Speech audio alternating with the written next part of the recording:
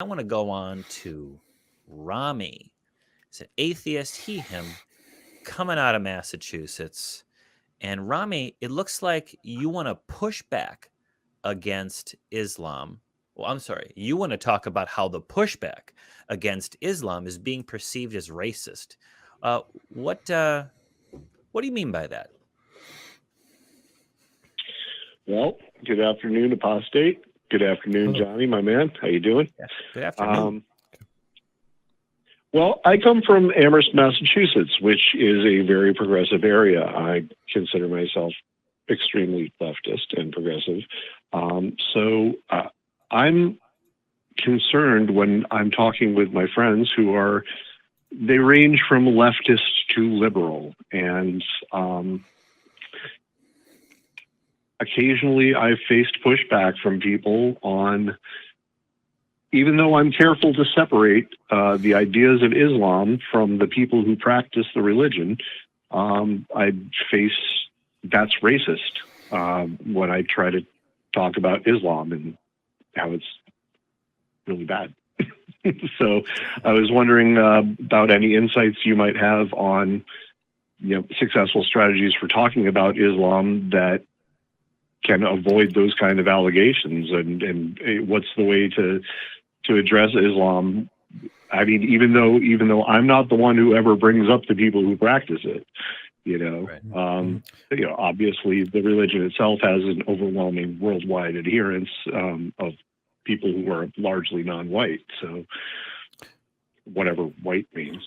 So, Well, thank you so much, Rami. I'm interested in your thoughts. Thank you so much, first of all, for the call, and thank you for the question and the thoughts. Um, this is one of the primary reasons why I want to do what I'm doing, why I want to engage in activism, why I want to have a YouTube channel focused on my former religion. And I want to emphasize always, I'm not talking about people's religion, I'm talking about my former religion. I'm judging my former religion. It is my thought. It was my religion. It is my former religion. That is what I'm judging. Who can take away my right? Who can say anything about my right to judge that? Who can say anything about the rights, about your right to judge whether this specific religion, which does not belong to any individual, which does not belong to any group of people, is good or not? You are supposed to make your own judgment, right? When Islam is presented to you, you are supposed to be impressed by it and believe in it. People expect a response from you to it. So it is entirely normal that you also react negatively to it. You don't like it. You judge it. You call it bad. You call it evil. You call it good, whatever it is. The issue is in the West, people have a little bit of a skewed understanding, a skewed perspective of what it means to criticize Islam. People often confuse criticizing the religion, the collection of ideas and beliefs and scriptures, with attacking a group of people. Of course, in the West, it has become very virtuous. In America, it has become very, very virtuous to be tolerant and as good as possible toward minorities. And since in America and in the West in general, Muslims happen to be a minority, people become oversensitive about the specific cultural values and beliefs that these minorities bring with them, which gives us a distortion of reality, because this cultural value and these beliefs that people who are minorities in America bring with them, these values dominate very large parts of the world. In other parts of the world, they are dominant in the Middle East. They have huge power in Asia. They have a lot of power in Africa, North Africa, and in other parts of the world. And in places where they have power, people are not allowed to criticize this ideology and this religion, because they may face the death penalty for leaving it, for criticizing it. They may face other punishments. I myself have an arrest warrant in Turkey. Yeah, there is an arrest warrant in Turkey, secular Turkey, against me. If I go there, they will put the things on and will bring me in front of a court to answer for my crimes of saying that the Quran is not a book of wisdom, it's a book of ignorance. That's it. So this is the problem that we have. People simply need to stop seeing everything in such a narrow way while they are trying to be virtuous and good toward minorities, toward others. They need to see things in a more realistic way. If Let me give you an example. If there was a Christian preacher, a very well-known Christian preacher in America, who openly said things like, "We should impose Christianity on the population. We should forcibly make people follow Christianity. We should kill those who leave Christianity. We should, I don't know, execute homosexuals and this and that." If we had somebody like that in America, there would be a lot of outrage. And guess what? There is a Muslim preacher in America who says that liberalism, atheism, homosexuality, and all these things are evil and they should be crushed. There is a Muslim preacher in America who says we should impose Islam on everybody, that we should overthrow the government, and we should kill people who leave Islam. We should punish people who criticize Islam. We should kill homosexuals. We should subdue women and take away their rights. There is a preacher who says these things. And he has thousands of viewers. Just recently, he engaged in a debate, for example, and over 100,000 people watched him and applauded him. And people are not aware of this. But if people looked a little bit more further under the surface, behind the veil, they would see this and they would have an opinion about this. They would maybe change their perspective.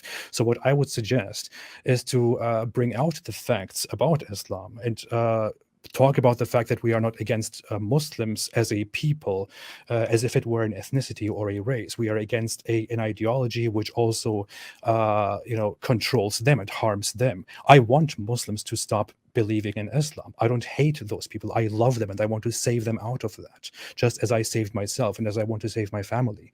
But we need to look at the facts. We need to see what this religion actually is. And we need to see those preachers that say horrible things which we would never accept, and never, we would never let people get away with those things if they were not Muslims, if they were Christians, for example. We need to see that. And I don't know, I'm doing the best on my part in trying to simply inform people about these things. Yeah, and well said. I think that you hit it exactly right on the head. Is in our attempt, and this is kind of a nice turn that the United States is doing, whereas we were so blatantly, flamboyantly bigoted toward all people who weren't of a certain demographic status in decades past. When America used to be great, I guess some would say. We've taken a turn, and over the course of time, become much more protective. Some people have become more protective. Let me put it that way.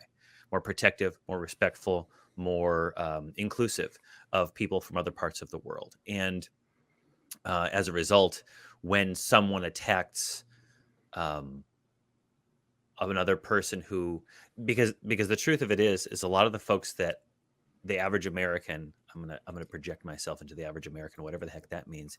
When you think of a Muslim, you think of somebody from the Middle East, of Middle Eastern phenotypical traits, whatever that means, and that these people are typically or stereotypically newcomers to our country, whatever that means, right?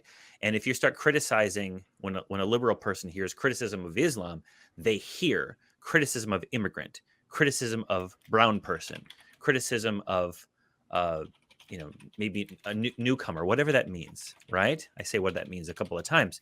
And in our zeal for being more inclusive, we sort of throw in there maybe some of the bad ideas that folks from different parts of the world or people in our own country still ascribe to. But on the opposite side of it, the reason why I think we're seeing a reaction against people who criticize Islam and calling that racism is, do you remember September 11th? When we saw people going on the attack against Muslim people in our country, but then also Sikhs, Indian people, anyone who was of darker skin. A lot of people were getting lumped in there, and no one was going up to those instances where folks of Indian descent, Hindu people, Sikh descent, Sikh practicing, they weren't going up to, what are your beliefs on Muhammad? They were just seeing them for their brown skin, right? Or their browner skin, okay? And thinking that Islam equals brown-skinned person who isn't quite black, therefore bad guy. And that's where I think that association comes in. Yeah, absolutely. Yeah. And it's stupid because there are many light-skinned Muslims. There are many dark-skinned not Muslims. It none makes sense. And yet there is that connection. I remember hearing, what was it? Ben Affleck and was it Sam Harris on Bill Maher, right? That's whenever I hear people saying that being against Islam and the practices of Islam, not Islamic people, not people from countries that are predominantly Islamic. Whenever I hear people criticizing someone for being against Islam, I think of Ben Affleck on Bill Maher calling Sam Harris racist because he didn't like Islam. I don't know what's in Sam Harris's heart when it comes to people from, or his brain for that matter, when it comes to his attitudes towards people from, let's say, Saudi Arabia or Turkey or Oman or places like that. But I do know that he was talking about the belief system, the religion, and not the individuals in that circumstance. That was a terrible moment indeed. Very memorable, a very bad moment in terms of criticism of religion and religious practices. All that Sam Harris was doing there was to point at certain statistics without trying to vilify anyone. He was merely pointing out a certain problem. If we know for a fact that 20% of Christians believe in this, then we would point that out and we would say that is a problem. We need to address this and fix it. And he was merely saying so much percent of Muslims believe in this and this and this, and that is a problem. And he was stating facts and giving the source. And Ben Affleck was simply like, "That's gross. It's racist." It's not gross. It's not racist. It's pointing out a problem that exists. No one is making an emotional judgment about an entire group of people based on their prejudices. Yeah. And so. Rami, with that, we're going to let you go. But all I can say is this: whenever you talk about Islam with your super liberal friends, liberal progressive friends, and there's no real secret, I have a lot of those too. I consider myself someone's super liberal progressive friend as well. I'm sure that makes me something bad to some of our old time atheists here in the chat.